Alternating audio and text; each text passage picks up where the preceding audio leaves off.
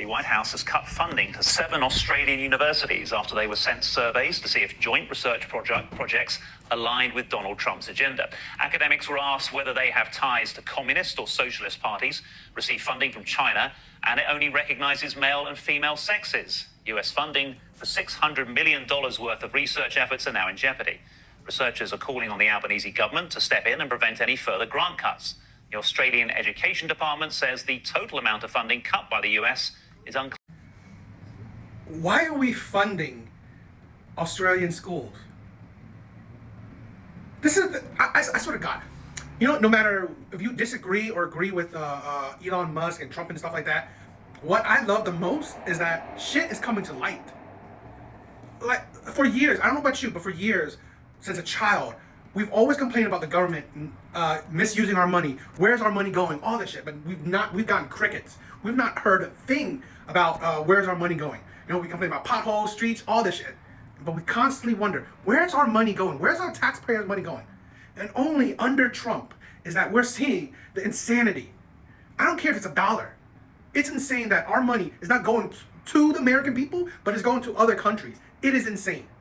It is absolutely insane where it's like you're not spending every single dime on the American people. We have people here suffering, homeless, struggling. The middle class is shrinking. Yet we have surplus to give to other countries, to give to an Australian university. The audacity that this shit is coming up. The audacity that we've been doing this probably for years, if not decades. It is insane to learn this under Trump. When we had Democrats spewing how they're for the American people, yet are they really? Are they really for the American people? When the one person that everyone is hating, so many people are hating, yet it's happening under his watch, where a lot of shit is coming to light, where the corruption of our American government is coming to light, where we always believed the corruption, but you know, we had no proof about it. But now shit is coming to light. I'm not saying that whether this is true or not, because here's the thing, our journalists are shitty. They're not like, okay, just prove it or not. Like, instead of blaming Trump for shit, how about do some journalism? Prove these things out. How come journalists aren't digging this shit out? Are they bought out as well? See, this is the thing. It's absolutely insane. This is like disgusting, really disgusting that we have people here suffering. We have, like, instead of that money going to other countries' university, why isn't that money coming here where we can actually, how about subsidize college funds? We have Democrats or people saying, oh, you can't get free education, but we have enough money to fund other colleges outside of the country? Yeah.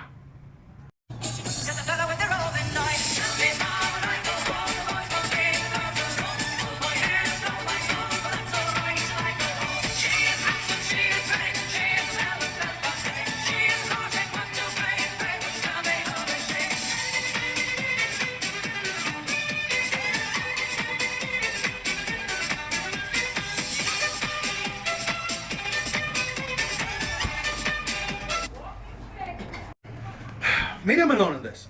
Being Vietnamese, I like my country, like Vietnam, but I love America. I love America. I represent America. I find it audacious to move to another country and then represent your you know, the country that your family came from. Why? If you're so proud, okay? So proud of the country your family came from or where you came from, why don't you go back to it? What is there to be proud of? That the country that you're not, like, so proud of being Vietnamese that I don't want to live there. That's the thing. I'm not saying I hate my traditions. I'm not saying I hate my people, like Vietnamese. But at the end of the day, I would rather raise the American flag than the Vietnamese flag. Not saying that, again, not saying that I hate, you know, where my people came from or I hate my people. No, but at the end of the day is that I'm more American than I am Vietnamese.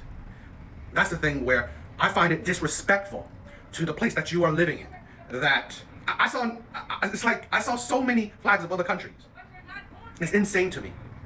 And that's the thing where I don't mind maybe in your little pocket where you at. It's fine that you want to whatever, you know, love your country of origin, but then to outside in public in parades, put out the flag of your, you know, state of origin. It's like, I find it disrespectful. That's what I do. I can never understand that because, again, if you are so proud of your country of origin, why aren't you living there? Because essentially you're saying that, you know, my country's origin isn't good enough for me to live there, or it doesn't help me enough. It doesn't help me. So I'm going to move to a country that would help me, that will provide a good life for me. But you know what? I'm not proud of being in the country that provides and gives me a good life. I'm proud of a country that I abandoned. I abandoned that country.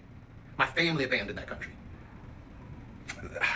I think that's audacious. I really do. I think that's audacious to wave the flag of other countries when you're in another country. I really do. I honestly do. Because I think it's such a disrespect to the people that love the country that you are currently living in. And thinking that, why are you waving someone else's flag? If you loved it so much, go back to it. That's the thing where I don't know. I just find it such high level of entitlement that you're so great. You're so great that you're living in a country where it's providing for you so well, yet you want to disrespect that country and raising some other country's flag. For every one billionaire that backed President Trump, Kamala Harris had 2. 9 of the 10 richest counties in America are represented by Democrats. 65% of Americans making over $500,000 a year today are Democrats. 75% of hedge fund managers who make political donations donate to Democrats, and 95% of political donations from the top 3 management consulting firms go to Democrats. Meanwhile, President Trump absolutely crushed with Americans who make under $100,000 a year. The Democrats are the party of the wealthy. And Donald Trump is representing the working class because he simply lifted the pro-worker elements of the Democrats' agenda when they abandoned the working class to cater to their rich base. This is all performance art. And what's so upsetting about it is they are being paid by the American people to serve them, and they are doing nothing of the kind. You know what I find is funny? That we have one billionaire that is literally, actively, visibly, transparently helping the American people, Elon Musk, budgeting, auditing, where our tax money is going. Because for decades, we've been complaining that we believe the government is corrupt, that they are misusing our tax money, but not a single Democrat has proven otherwise, have made steps to disprove it or prove it. Yet now, under Trump, with Elon's help, we are seeing the misuse of our tax money in real time. And we have Democrats, leftists, the woke, getting mad at a billionaire. But here's the thing. For years, Democrats are the ones who say they are after billionaires. Yet all the times they have been in charge, they barely have taxed the rich. They have been in charge. They have barely taxed the rich. So now that Donald Trump is in charge, they're complaining that you're not taxing the rich, all the rich. But she just showed you statistics. Statistically, the rich go Democrat. You guess why? Guess why? Because it's the personal opinion. It's the Democrat agenda. They go for race and gender. Why do you do that? Why would they do that? I'm going to say this. Why do they do that? Because it is a red herring. Is it red herring? It's a misdirection. So people can focus on race and gender. So they can focus on the drasticness of illegal immigration. Why? Because what's truly affecting our nation is class. Between the disparity between health, disparity even between the middle class and the poor, because we are at all-time lows in middle class. There are so little people in the middle class than there ever was in history. And that's the thing where I believe that's their goal. Truly the rich elite know that, hey, what is a great way for people not to care about where wealth goes or care about actual prosperity for the nation is focus on race and gender. Because so we are fighting at each other because we're white, we're black, we're Asian, this and that. Or we're fighting each other because we're straight, we're gay, we're all this, we're trans and stuff like that. Because we're fighting for those. So we're not thinking about, hey, I think the problem is class. But yeah.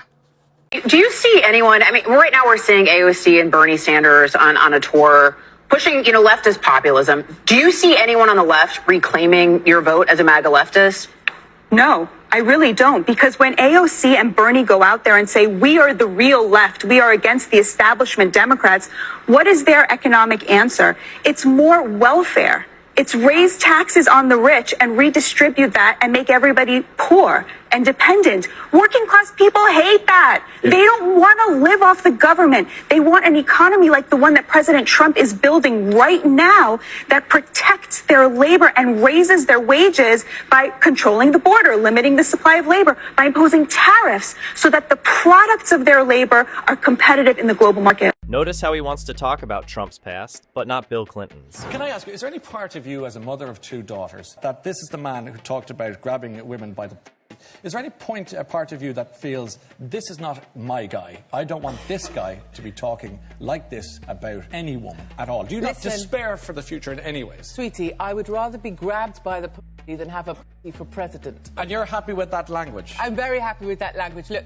none of us are that polite behind closed doors. My girlfriends have ruder language. Real men have ruder language. Sure, and that was a private conversation 8 years ago before he was running. Clinton was in the Oval Office, of course. Monica Lewinsky was on her knees with Hillary stood right by her. So I don't know if you're going to say that's any better, sweetie, because I don't think it is. She's not president. I'm talking about the current president-elect. Yes, but when Bill Clinton was president... I'm not talking about the past, I'm talking about the future. And 8 years ago, before Donald Trump even ran, he used the word...